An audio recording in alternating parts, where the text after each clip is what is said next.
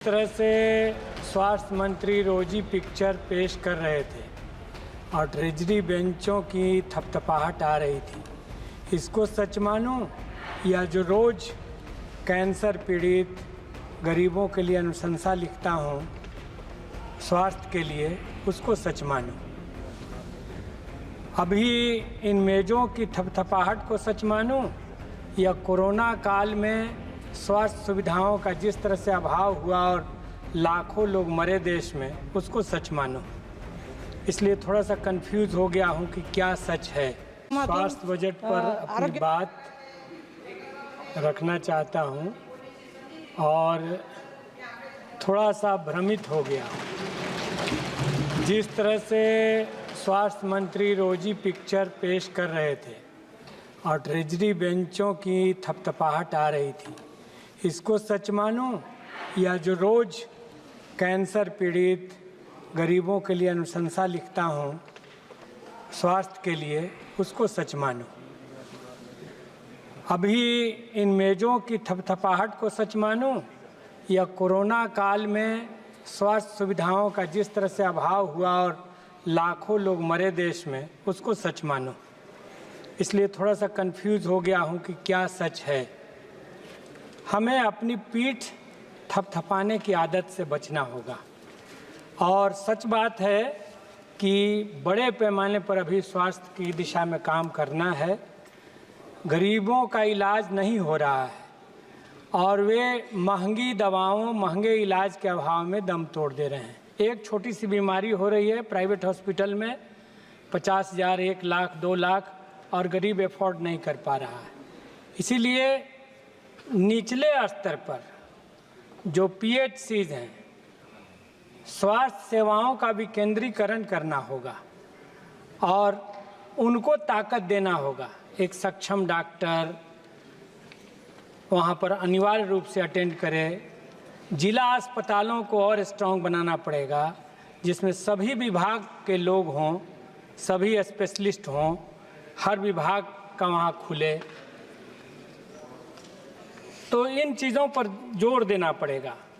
अभी आबादी बढ़ रही है, 500 अतिरिक्त बेडों का इंतज़ाम हो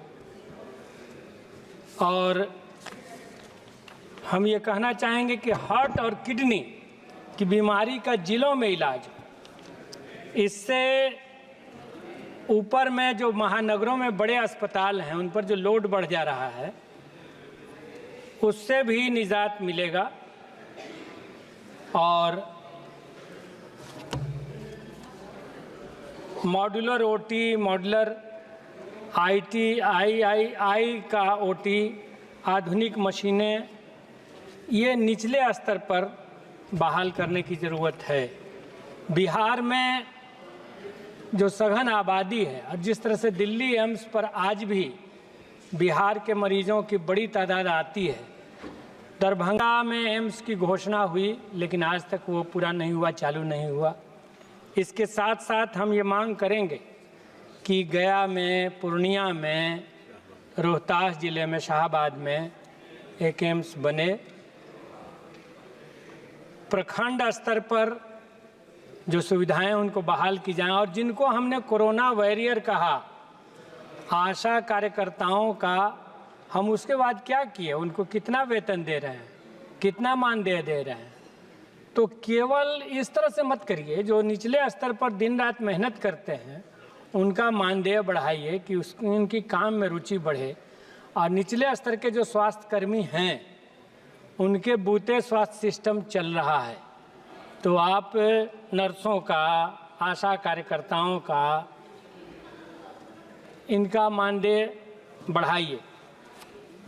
डेहरी में, दाऊदनगर में, हसपुरा में, हमारे क्षेत्र में हॉस्पिटल्स हैं, लेकिन वहाँ भी डॉक्टरों का अभाव, अन्य सुविधाओं का अभाव हम देखते हैं, तो उनको आप दूर करें। आरा जो हॉस्पिटल है, माननीय सांसद हमारे दल के बगल में बैठे हैं, चारों ओर नाला है, अब पानी निकलता नहीं है, अस्पताल डूब जाता है। और अधिकांश जगह पर अस्पताल पता नहीं क्या ये बनाया गया है इस ढंग से अस्पताल नीचे में जल जमाव का वो अक्सर शिकार होता है। नालंदा मेडिकल कॉलेज का भी यही हाल हम देखते हैं पटना में, बारिश होती है डूब जाता है अस्पताल। मतलब खाट पर ऊपर में बेड पर मरीज हैं और नीचे पानी भरा हुआ है, तो ये नॉन हाइजेनिक भी है।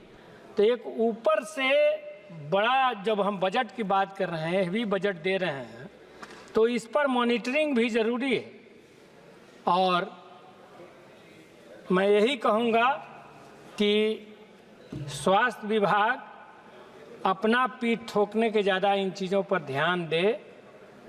निजी अस्पतालों पर जाहिर सी बात है, हम सरकारी अस्पतालों में सुविधा बढ़ाएंगे तो निजी पर लोड घटेगा, और इन पर हम अधिक से अधिक जोर बढ़ाएं।